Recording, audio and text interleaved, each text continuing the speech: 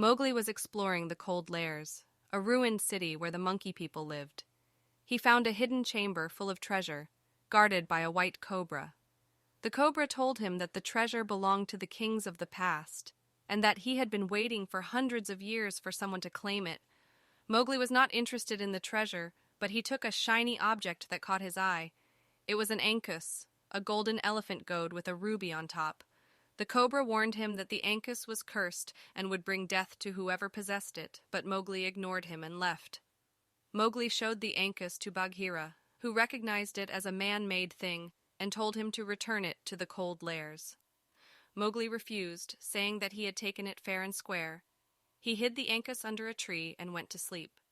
That night, two men came to the jungle, following the trail of the Ankus. They had seen Mowgli leave the cold lairs with it, and they wanted to steal it for themselves. They found the Ankus under the tree, but they also found Bagheera, who killed one of them and chased the other away.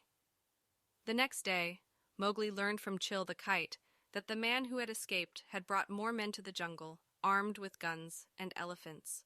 They were searching for the treasure in the cold lairs, killing many animals on their way. Mowgli realized that the Ankus was indeed evil, and he decided to return it to its place. He enlisted the help of Kaa, Baloo, and Bagheera, and they made their way to the cold lairs.